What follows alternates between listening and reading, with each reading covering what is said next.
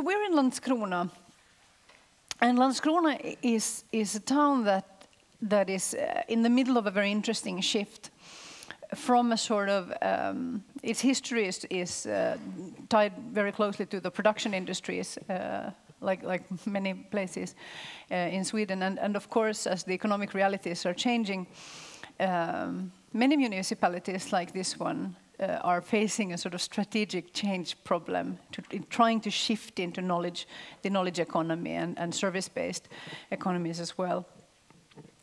And I think, I mean, we haven't been speaking so much about things like urban planning and that kind of culture design here this year.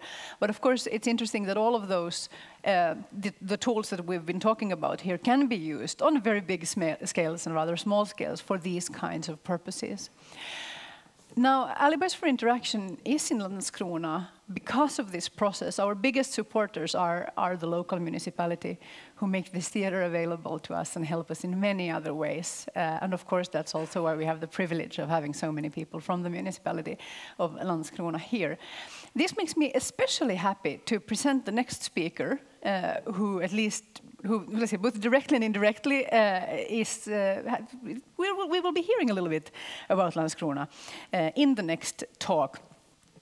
Our next speaker is a PR creative who does research and strategic communication, which means that he figures things out and makes things happen. Please welcome Fredric Öslöf.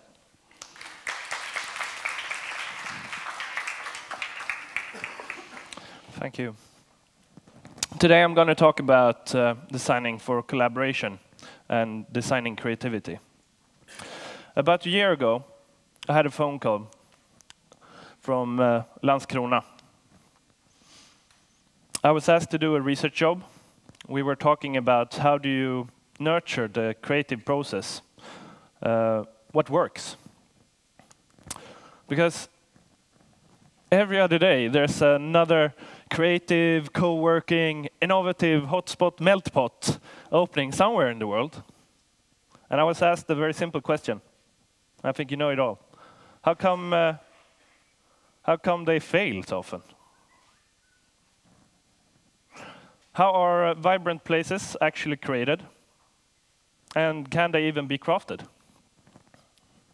So I asked around, and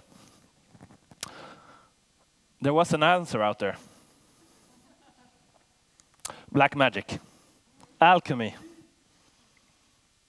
These things just don't get crafted.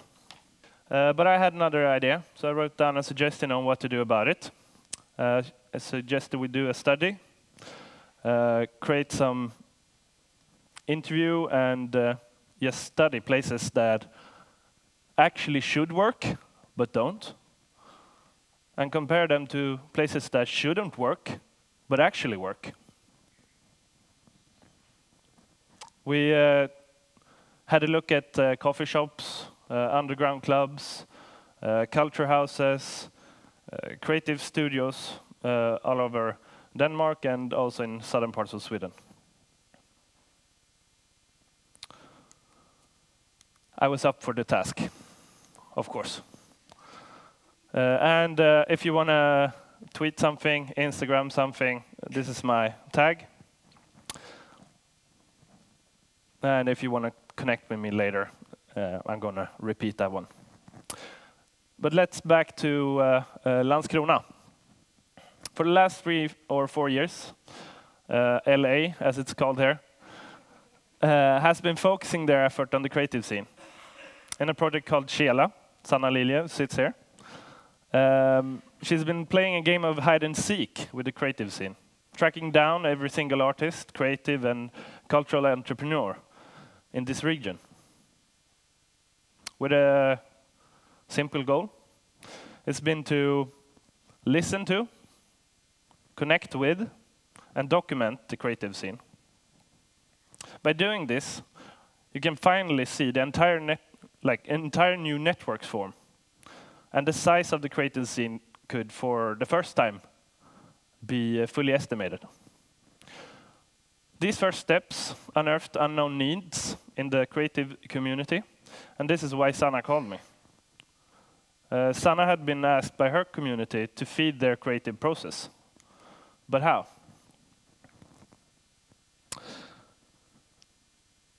We, as people, we have a need. We really like to connect. I'm going to illustrate this. So if you take a look around you, and you do what I tell you now, I want you to high five the person next to you. Okay?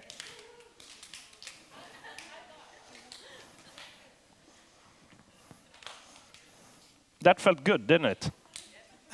It does. It does feel really good to connect with people.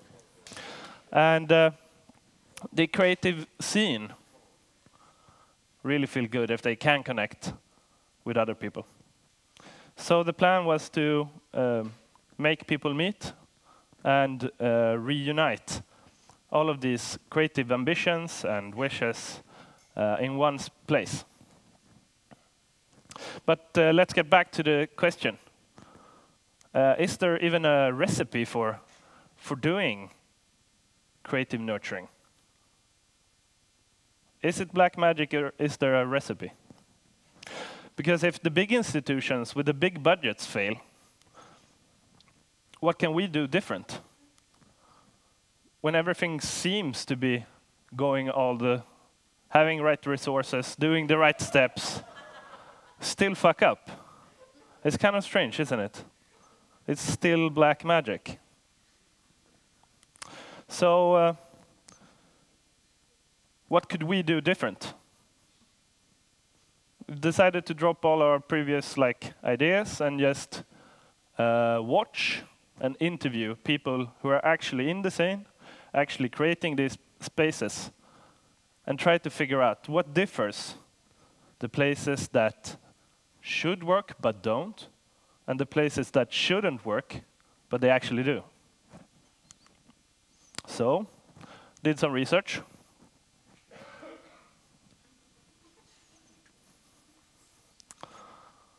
And we mainly discovered 3 things.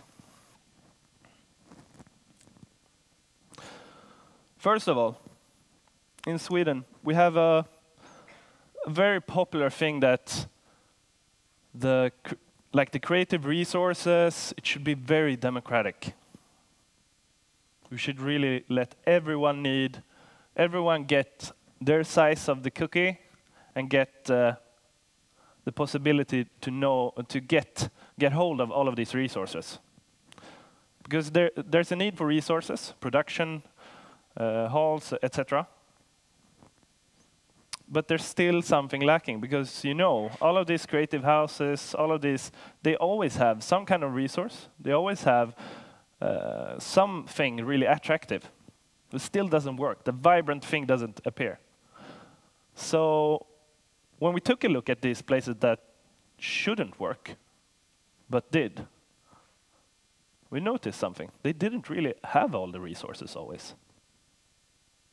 And then we went to the ones that had the resources, and they should be really, really attractive, and they weren't always that very vibrant. We noted this one dictator.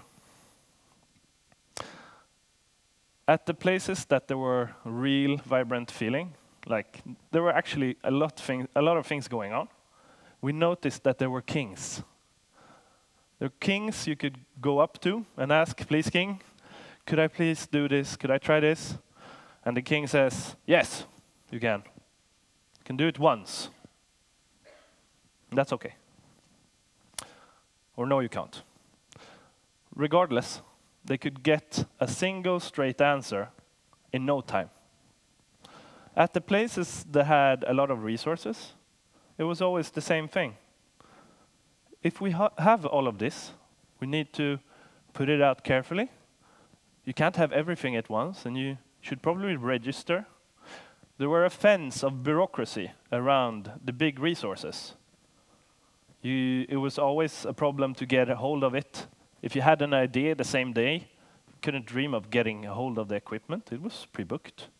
You should have a guest account or a user and a subscription. So what happened is when you have the ease of access and compare it to lots of resources, but the fence of bureaucracy, people tend to use the less regulated option. So curation of resources was the first step. One of the great factors that enables creativity and creates attraction. So, next thing. Second factor was, we noted that when engineers and when architects design houses, they do it for the need of the people. But the needs of people aren't always the same as for creative people. If we're going to design for collaboration and design for creativity, we must also design a bit uncomfortably. We need to create the accidental bump-in zones. And this was pretty much a known fact among the smaller actors that had lesser resources, but had really figured out the vibrant thing. How do we connect people? And it was really easy. Separate the focus and work area from everything that could be convenient. I want a cup of coffee. Yeah, you need to go over there. I want to go to the restroom. Yeah, it's also over there. And I would like to microwave some food. Yeah, it's over there. And also, there's a cafe there where other people can meet you. So you could choose between having a focused work set, or you could tend to this other stuff you need to do. Because they knew everyone's going to go to the bathroom. Everyone's going to have a cup of coffee. At some point, they need to eat. So let's create a situation where this actually leads to meetings. So they had bump-in zones. The physical design was an alibi to just talk to another. Because when you were working, probably you were focused on something, and when you lost your focus and you needed to reconnect, you went and took a cup of coffee, etc. The problem was that when you ask people what they won't say this. I need this, I need that. Oh my God, I need this.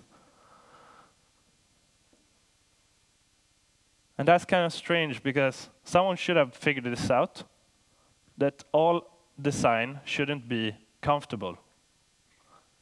If we want to disrupt people's behavior, we need to disrupt. And then we found a third factor. Hidden incentives. Not all people will actually contribute or will actually talk to other people. So we need to give them something that they kind of want. They don't need to take it, but they kind of want it. So in the fact of Fröfabriken, the house we were actually discussing and the possibilities with it, we found that if you want a creative, vibrant place, a place where other people can come and notice, damn, there's something happening here. This is a really interesting place. Then we need to feed that in some sense. So, for instance, having rent for a studio, instead of just having it leased to a lower cost, subsidized, yeah, a subsidized cost. You will actually have to rent it to a higher cost.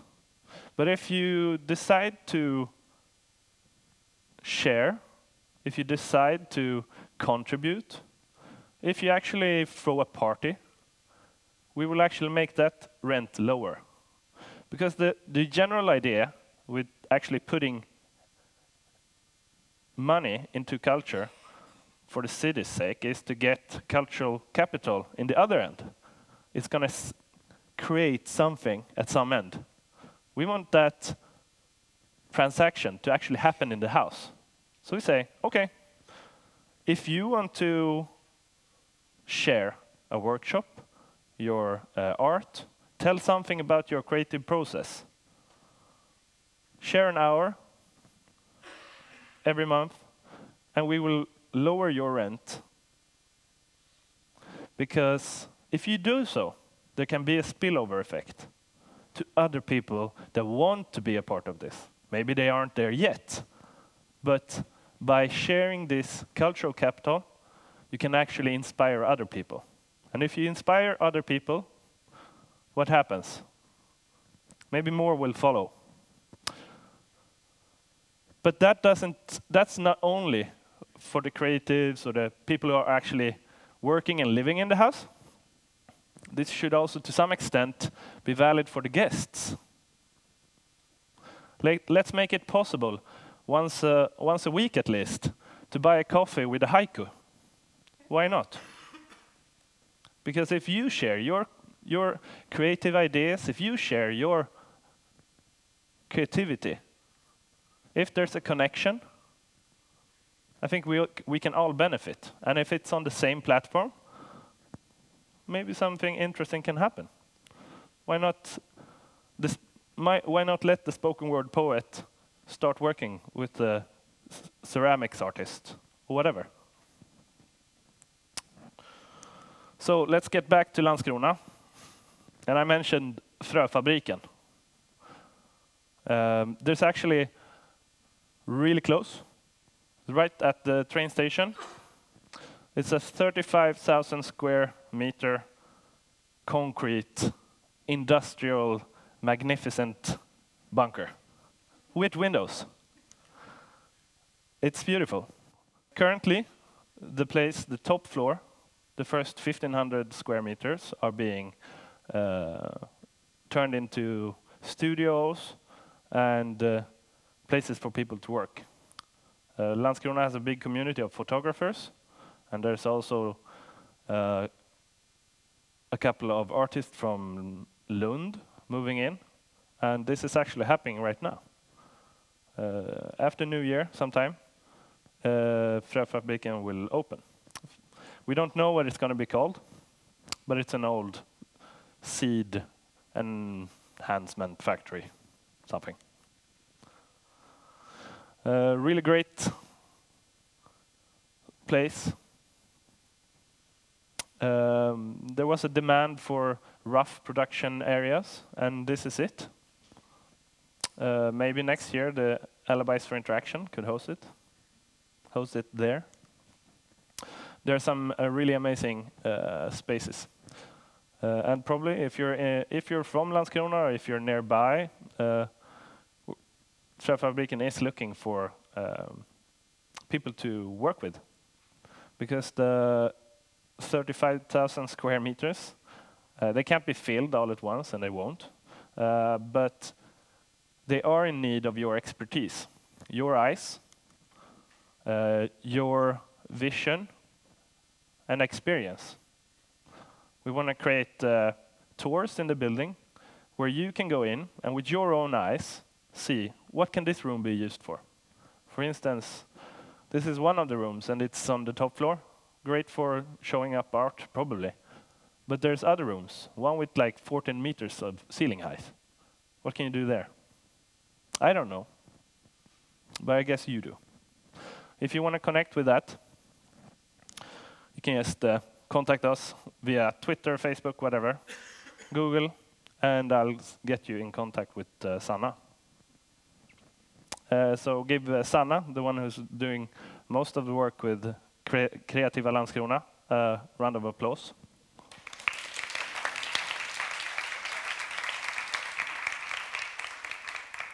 And if you want to contact me, you can contact me on Twitter or Instagram. Thank you very much.